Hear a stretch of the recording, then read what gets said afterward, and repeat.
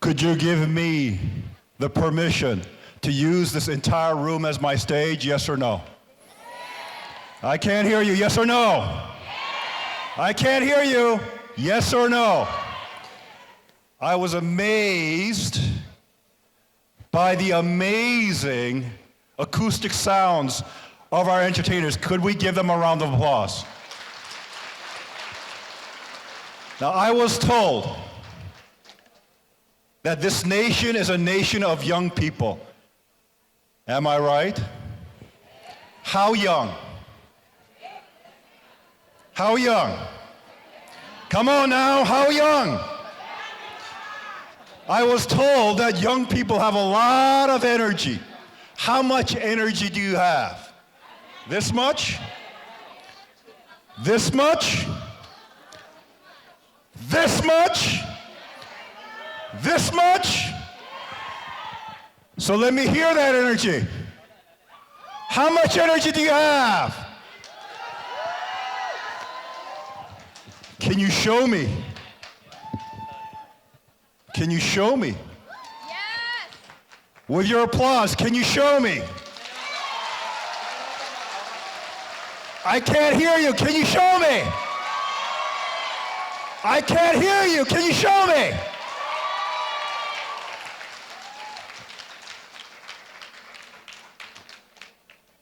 Do we, as young people, want to dream a small dream? Or do we, as young people, want to dream the greatest dream of all? I can't hear you. The greatest dream of all?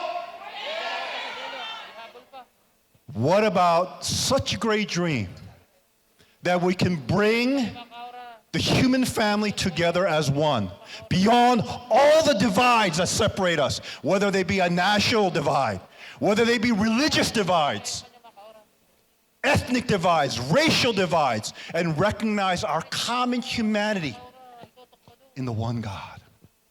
Our common humanity, that we are truly one family under God. For that is the greatest dream. I was told that the vast majority of our Filipino participants are educators. Am I right? So those of you who are educators, show who you are by raising your hands. Those who are educators gathered in this room, show your hands. Let us give all of them a round of applause. For you are the gatekeepers of the young to take on the responsibility for the future destiny of your nation. Like I said, what excites me here today is I'm gathered here in a young nation filled with young people, talking to educators that have the ability to be able to guide, mentor those young minds and those young hearts, and to give to them a vision that can not only shape their individual lives, their family lives, their national lives, but the entire region and world. This is a time for us to dream. And that dream should be rooted in the vision of one family under God. You know, I was told many times over when I was growing up that things cannot change. That things that I wanted to do cannot be done, for they were tried in the past and therefore they will not happen during your time.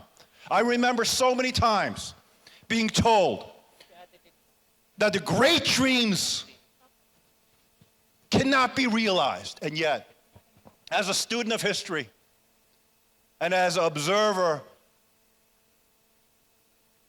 and participant of someone that I looked at as being the youngest person that I ever knew in my life, who, by the way, happened to be my father. So I say that my own father, who was born in 1920, was the youngest person that I had known in my entire life. Why do I say that? Because youth has nothing to do with age. It has everything to do with the ability to dream.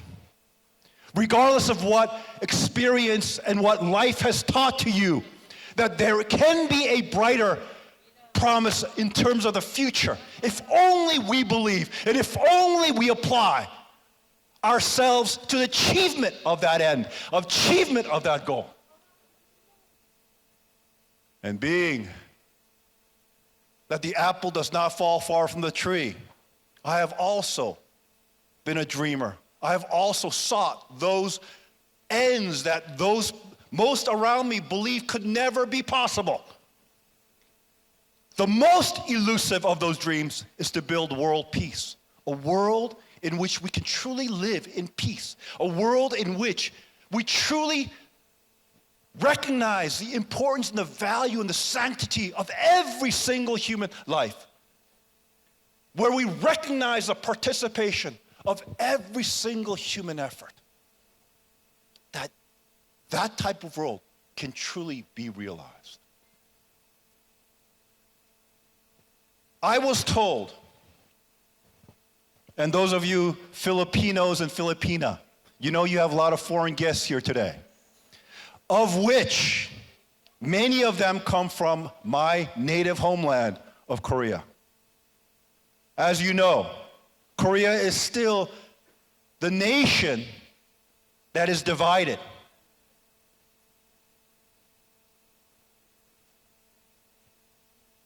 A reflection of the tumultuous century of the 20th century. Every other nation have resolved the tragedies inflicted upon them during the 20th century, except Korea. This year, we launched a movement rooted in an initiative called the Action for Korea United, where we, in the next 3 years, will mobilize the entirety of the Korean public in the tens of millions to gather on the 80th anniversary of Liberation Day, the same Liberation Day that marked the end of the Second World War here in the Philippines. To mobilize tens of millions of Koreans rooted in a dream of a unified Korea that harkens its identity back all the way to the beginning of the founding of the Korean people, rooted in the vision of Hongik-gan. Hongik-gan expresses the sovereign destiny, the providential destiny of the Korean people, which is to build a model nation that can be the inspiration to the world. We, this year, launched that effort over the next 3 years to mobilize tens of millions of Koreans rooted in the Hongik-gan ideal of creating a model ideal nation to bring unification to that land. I gave a speech in Seoul where I said, there is a tsunami that is brewing on this peninsula, and that will spread its waves across all of Asia. And that is why I'm here in the Philippines. That wave of a tsunami should come to the archipelago of the Philippines, and the Philippines should also rise to support that effort. Should you not, yes or no? Should we bring the horrors of the 20th century to an end so we collectively, as a united people of Asia and of the world, build a new history in the 21st century, filled with hope and possibility of what the future can become?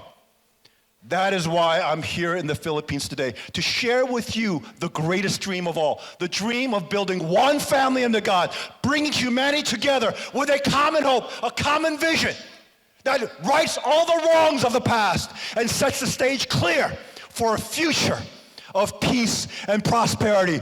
Ajo! Now I want to teach you one word that my father used often. It's called aju. It means that I will be an owner and I will make it happen. Can you say that all together with me? Aju! Aju! Oh, my goodness. Now let me hear it down over here. In the middle. Aju! Aju! Oh, let me hear you down over there. Aju! So where were we? The greatest dream of all. One family under God. However, before we are to proceed, we need to correct the wrongs of the past and collectively stand as one unified people with a common future for tomorrow. That is why I'm here in the Philippines. That is why I'm here to speak to you as teachers, as mentors, as guides, as coaches for the youth of this nation. Because if you can inspire the youth,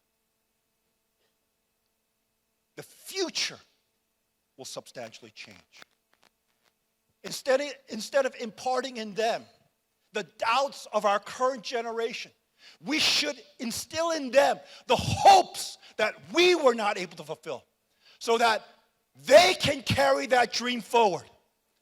For many times I explained over and over again, a very insightful observation and quote by one of the most influential Asians in human history, Genghis Khan. He said, if one person has a dream, it is but a dream. But if everyone can be an owner and share in that dream, it will become a reality. This is what we need to champion. That we make the youth of our nations the owners of the greatest dream of all.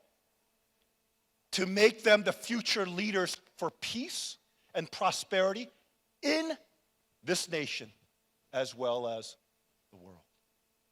Do you think Filipino young people should be just leaders in the Philippines? Or do you want them to be leaders in the world? No, just the Philippines. Oh my goodness. Why is it that wherever I go, regardless of what type of audience I speak to, every single parent or teacher, grandparent, all wants their children to be 10 times better than them, 20 times better than them, 100 times better than them. And not only be leaders in their respective homes or nations, but in the world. For that is a common human trait that we all share. And it comes from our eternal Heavenly Father that wants each and every one of us to live up to our true potential. And that true potential is infinite if only we allow ourselves to dream.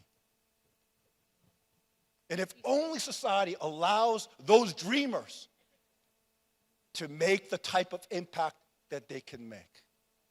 So I want to challenge you here today. Past generations have talked about peace. Past generations have offered utopian visions of what peace can be, and yet they have failed. Can we make this new current generation realize that dream that past generations have only talked about? Can we make that into a reality? Can we make that into something that can come to pass? Yes or no? But the beginning of that starts with ownership. You need to own the dream. You need to be the owner of that dream.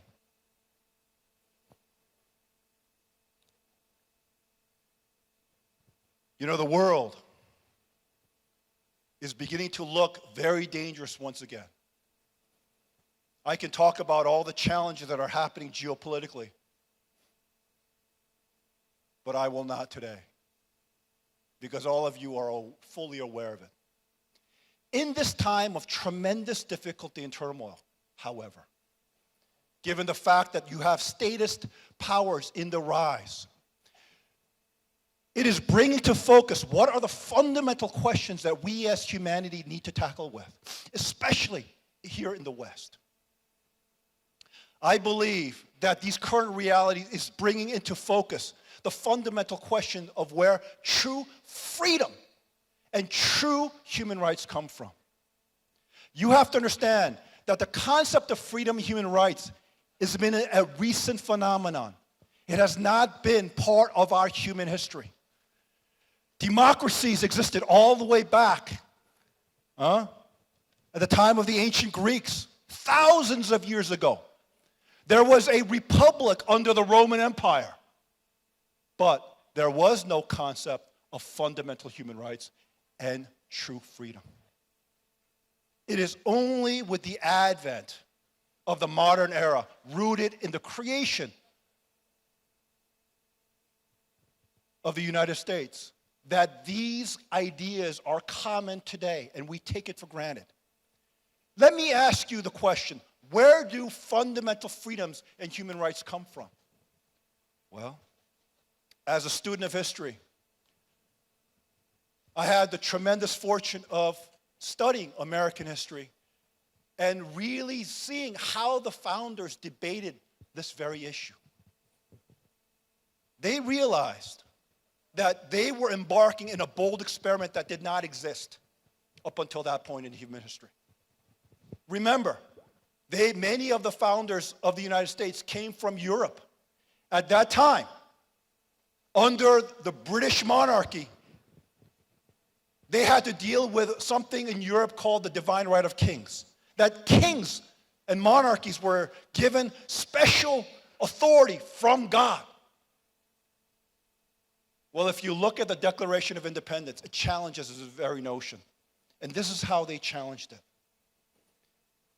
The second paragraph of the Declaration says it all.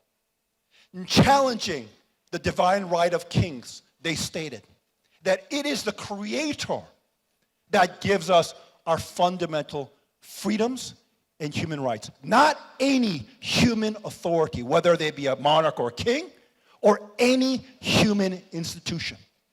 They went on further to say that the purpose of government was to make sure that those fundamental rights that are given to us by our Creator, meaning God, is protected by any state-sponsored government. The reason why in the United States you have the Second Amendment, which ensures the public the right to bear arms, is because the third part of the Declaration states that if such a government was to rise where they took away those fundamental freedoms and rights, then it is your duty as an American citizen to get rid of that government and build a government that ensures those God-given rights. It is our human responsibility. Many Western nations today, especially even in America and in Europe, have forgotten where fundamental human rights and freedoms come from, because they took God out of the equation. As those nations became more secular, they distorted the very place in which those rights originated. Even today, the nation of America, they use the concept of separation of church and state to make sure that people of faith are not engaged in the public sphere. That there is no more mention of God. There is no prayer in schools. There is no expression of our faith traditions. And yet, in terms of the founding of the nation of America, it was religious people who came for religious freedom that made up the basis of the creation of that nation. Religious freedom, or freedom of conscience, is the first and foremost important freedom that humanity has. And yet, in many Western democracies today, faith is no longer part of the public square. This is where we, given the fact that now you have these statist powers in the rise, examine where true freedom comes from. True freedom comes from God. And thus, all democratic-style governments that want to sanctify and uphold the importance and sanctity of human life needs to recognize that very fact, that those rights and that sanctification of human life comes from God, our Creator. This is what I call God's sovereignty. And that in the future, in order to establish a world in which truly there's true freedom and fundamental human rights, we need to deal with this most essential question of where freedom and rights come from. It comes from God. And that is why we need to recognize the importance of God's sovereignty as a basis of those rights. Do you agree? Now, does it mean that those rights are only exclusive to Catholics? No. Does it mean it's only exclusive to Christians? No. Does it mean it's only exclusive to Muslims? No. It should be for all sons and daughters of God, regardless of how you identify yourself. If anything, I would encourage every Christian, Muslim, Jew, Hindu, and Buddhist to be the greatest practitioner of your faith, because God was the inspiration behind all those faith traditions. Beyond the theology and the pretensions of our differences, 80+% of what we adhere to and what we want to achieve is the same, because the DNA comes from God. This is an age in which, if we want to truly find peace, we need to recognize our providential identity as a true son and daughter of God. That is an expression of His love for the rest of humanity. Beyond our differences, our national differences, our racial differences, our religious differences, etc., etc., etc. It is a time in which we strip ourselves of our pretensions and recognize our common humanity as sons and daughters of God, as one family under God.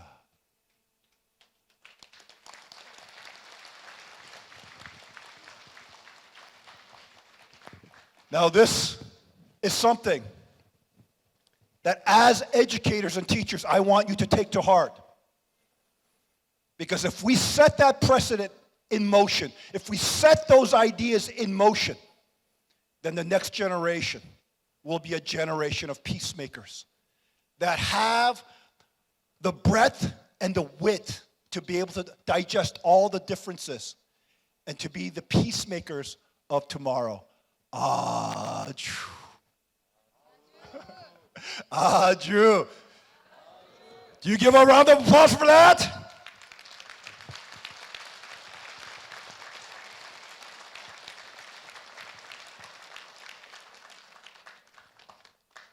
Thank you very much. As you are teachers, you can expand that message to the young people of this nation. For I'm going to come back here again, and I want to see how well you have, as teachers, have taught your young people. Are you going to get an A grade, a B grade, a C grade, a D grade, or an F grade? Those of you who say A grade, raise your hand. Just a handful? Those of you who believe you will have a B grade, raise your hand. C grade. D grade. No grade. So we'll do that one more time. Those of you who have an A grade, raise your hand. Oh my goodness. I believe in you. That you shall be great teachers that inspire the young people of this nation to become the true peacemakers, going beyond all the divides that separate the human family. Now, I was told that Filipino young people like K-pop. Am I right? What is it about K-pop that you like?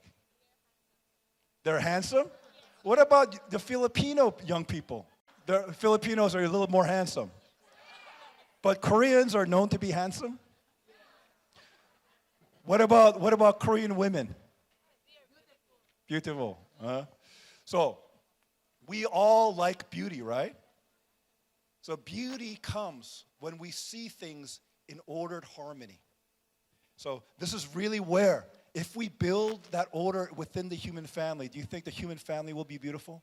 All the different colors and expressions of the human family will be beautiful? Now, what happens if K-pop young people come here and bring the vision of one family to God rooted in the Korean dream of Korean unification? Will you stand up and really champion Korean unification? Yes or no? Oh my goodness. So I guess the Korean K-pop stars need to come here to the Philippines, huh? So who's most popular? Who's most popular among the BTS? Huh? BTS.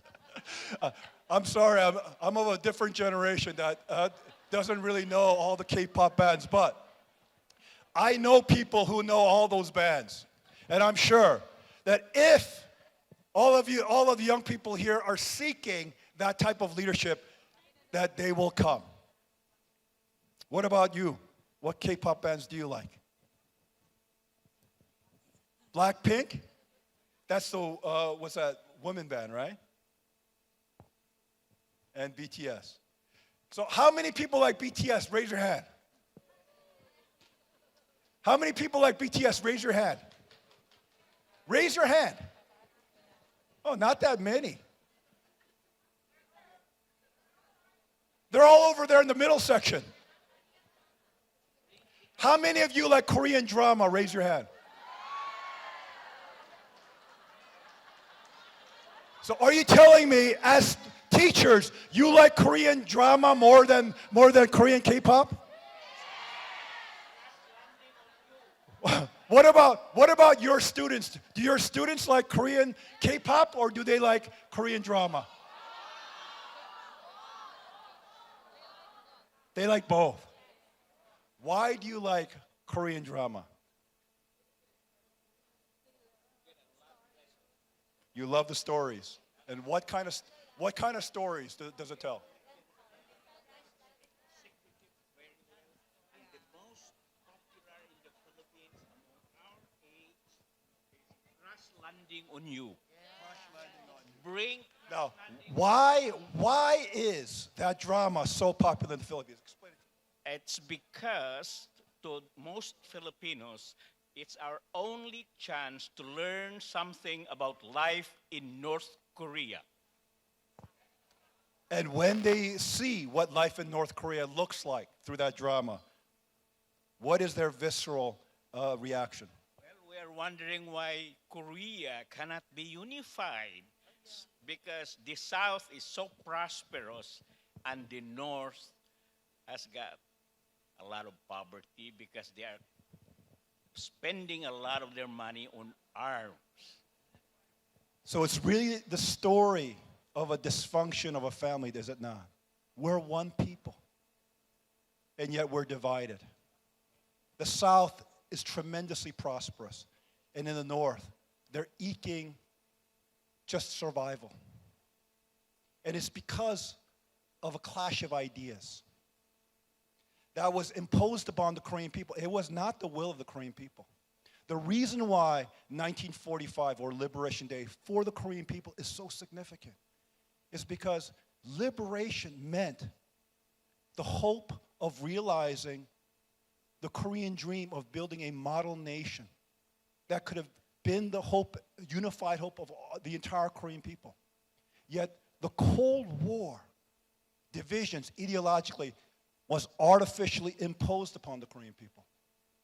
And they have carried that burden up until to this day. The Korean dream that harkens back to our original founding ideal of Hongik-ingan, to build a model nation that was the inspiration behind the liberation movement in Korea, where generations of Koreans gave their life during Korea's occupation under Japanese colonial rule. And this is something that most Filipinos need to understand. The founder of North Korea, Kim Il-sung, was part of that independence movement that tried to achieve the very dream, the Korean dream that I'm talking about today, with a whole new generation of Koreans. My father and my father's family were intimately tied to the liberation movement.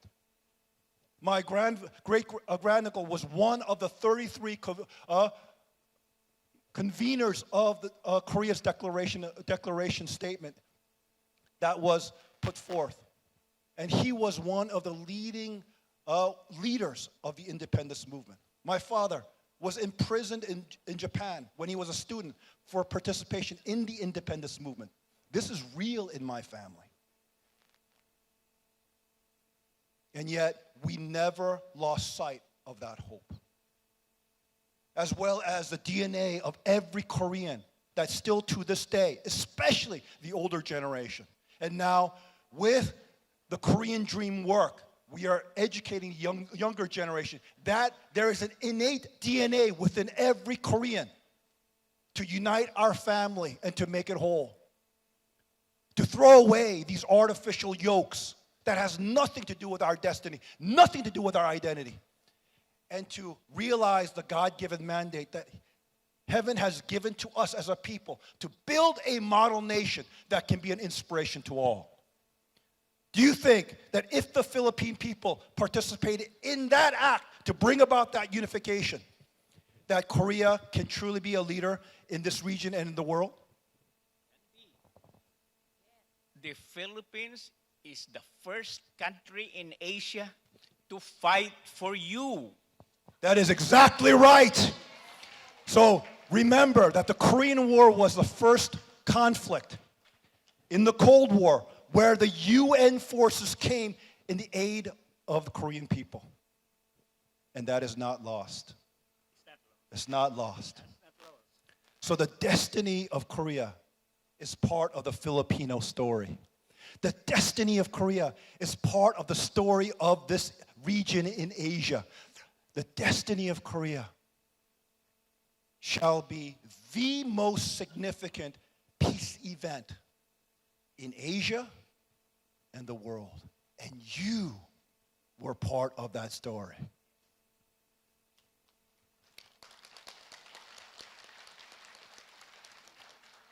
We have so much in common in terms of our destinies and in terms of what should inspire us to make those marks in history that leads to peace, that can inspire another generation to look at this current generation and be inspired by what we have done, what we have sought to do. This dream should be a dream of dreamers that are willing to take ownership and even put their neck out on the line to make it happen. For the world has always changed because of dreamers, not because of those who so-called did not dream because they wanted to be realistic. It was the dreamers that changed the world. And in the work of peace, we need to inspire a generation of dreamers that can dream the greatest dream of all. And what is that dream? I cannot hear you. What is that dream? I cannot hear you. What is that dream? Oh my goodness. Thank you very much. Thank you very much, Dr. Hyun Jin Preston.